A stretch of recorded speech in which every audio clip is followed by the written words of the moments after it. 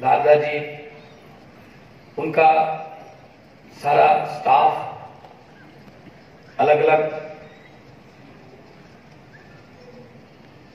Editor साहबान, जितने भी लोकमत को जिन्होंने सच में ही लोकमत बनाया, कर्मचारी साहबान और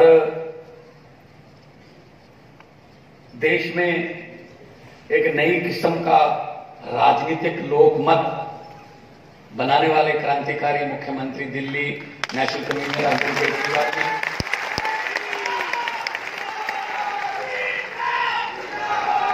राज्यसभा में पंजाब की नुमाइंदगी करने वाले राघव चड्ढा जी और सभी अतिथिगण, और सबसे ज्यादा धन्यवाद आपका कि आपका एक एक चला हुआ कदम हमारे सर माथे पर, आप इतनी भारी संख्या में यहां पर आए हैं।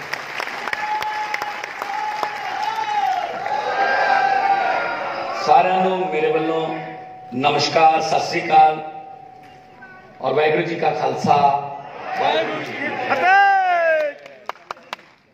मीडिया को चौथा पिलर माना जाता है। जैसा कि चेयरमैन साहब जब बोल रहे थे कि उनका अखबार जो उन्हीं के पिताजी जो उस समय मंत्री थे, उनकी मंत्रालय की कमियां बताता था। असल में मैं ये समझता हूं कि जो अच्छा दोस्त वही है जो कमियां बताए। तारीफ करने वाले बहुत मिल जाएंगे। दोस्त का मतलब इस लफ्ज में ही छुपा हुआ है। एक डैश लगा दीजिए बस, 2 डैश सत्य, 2 सच्चाइयां, 2 सत्य। अगर एक तरफ से सत्य है, एक तरफ से झूठ है, ज्यादा देर नहीं चलेगा। तो सत्य वही है जो बताया जाए। अकबर ने बीरबल से पूछा कि बीरबल, सच और झूठ में क्या फर्क होता है, क्या अंतर होता है?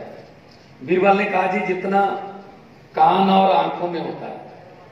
तो अकबर ने कहा, ये क्या, मैं समझा नहीं। तो बीरबल ने कहा, जी जो कानों से सुनते हैं वो झूठ है, जो आंखों से देखते हैं वो सच है। क्या बात है।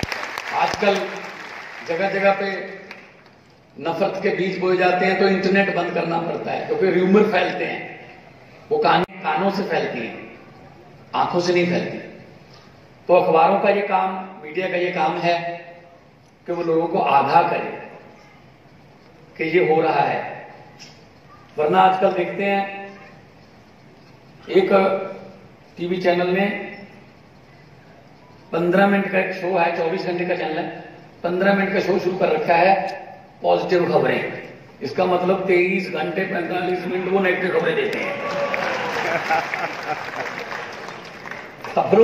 खबरों में पॉजिटिविटी नेगेटिविटी नहीं होनी चाहिए, खबर तो खबर है। तो 5-6 राज्यों में लोकमत फैला हुआ है और यहां रही पंजाब की बात, बहुत बड़ा मैंडेट, बहुत बड़ा फतवा पंजाबियों ने आम आदमी पार्टी को दिया। इतिहास में इससे पहले ऐसा हुआ नहीं। जब इतना बड़ा मैंडेट आता है, फतवा आता है, तो हौसला तो बढ़ता ही है, लेकिन जिम्मेदारी भी डबल ट्रिपल हो जाती है। क्योंकि मैं इस बात के लिए खुशकिस्मत हूं कि हमारे नेशनल कन्वीनर के पास इससे भी बड़े फतवे को संभालने का तजर्बा है। 70 में से 67 आउट ऑफ 70 इससे बड़ा फतवा उन्होंने संभाला और लगातार आगे बढ़ते जा रहे हैं। तो पंजाब की सबसे बड़ी चुनौती और देश की सबसे बड़ी चुनौती लगभग सेम है। करप्शन हमारी देश की बहुत बड़ी समस्या है। हमने आते ही एक एंटी करप्शन हेल्पलाइन जारी कर दी कि अगर सरकारी ऑफिस में या कहीं पे भी सरकारी अधिकारी आपसे पैसे मांगे कि ये फॉर्म तभी भरा जाएगा, पहले इतने पैसे दो, तो मना मत करना। इधर इधर की जेब में से पैसे निकाल के दे देना, इधर वाली जेब से मोबाइल निकाल के एक वीडियो बना लेना और हमें भेज देना। आप यकीन मानो अब सरकारी अधिकारियों ने अपने दफ्तरों के सामने लिखा हुआ है कि यहां पर रिश्वत देना पाप है।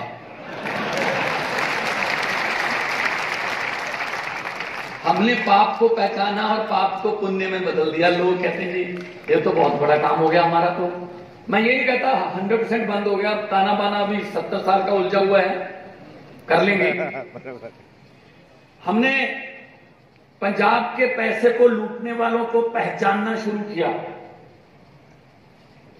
हमारे यहां एक एक्ट बनाया था, एक्ट बनाने वालों ने अपने ही पक्ष में, एक बार आप एमएलए बन गए, अगली बार नहीं बने तो आपको 75,000 रुपये पेंशन मिलेगी।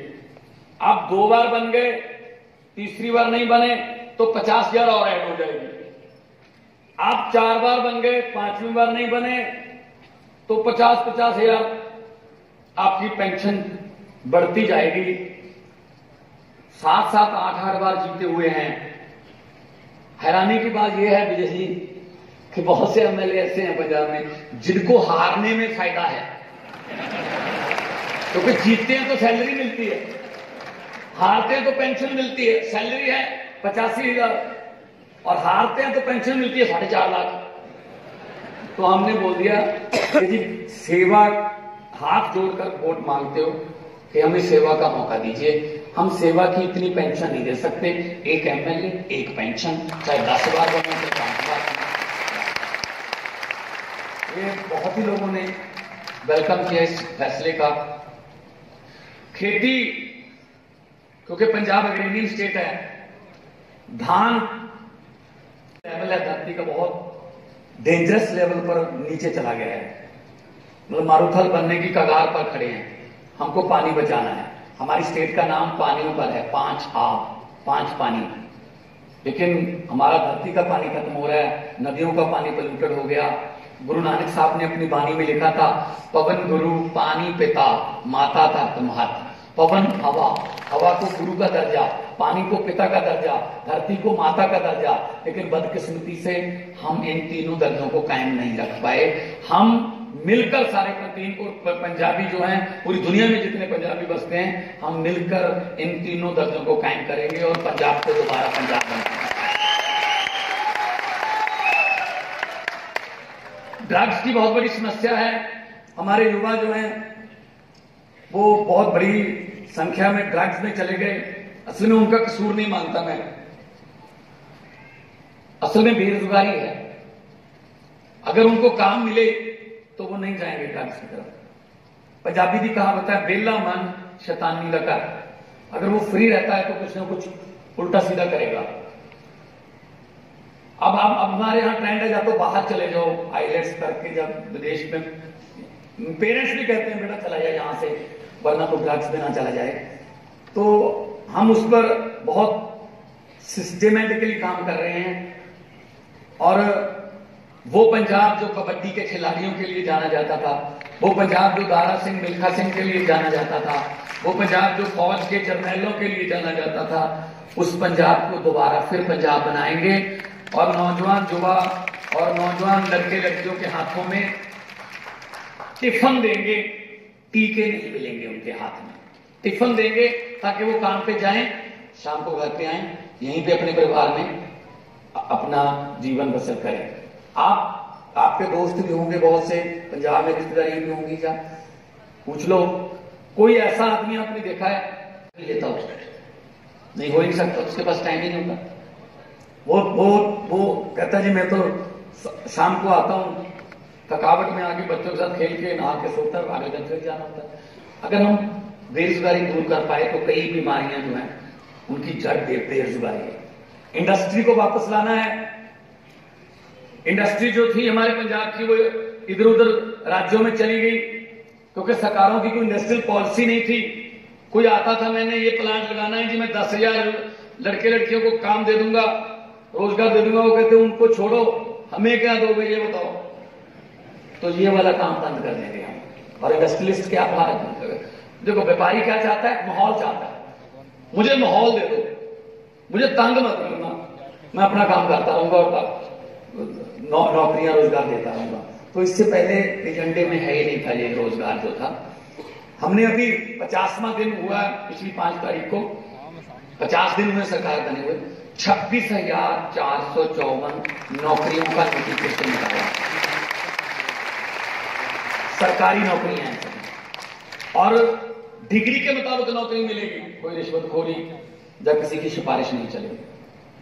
तो ऐसा चाहते हैं पंजाब, जो पहले नंबर 1 स्टेट होती थी पंजाब, आज पता नहीं लास्ट वाले लास्ट 5 में हमारा जो है नंबर आता है। क्यों आता है? क्योंकि हमें जो पॉलिटिकल विल पावर रखने वाली लीडरशिप नहीं मिली। डिब्बों का कोई कसूर नहीं होता, वो उधर ही जाते हैं जिधर इंजन लेके जाता है। अब इंजन ही हमने 90 साल पुराने लगा रखे थे, हम क्या करें? दिल्ली वालों ने पहले इंजन बदला, latest model engine Arvind Kejriwal लगाएंगे, दिल्ली की गाड़ी पटरी पे आ गई।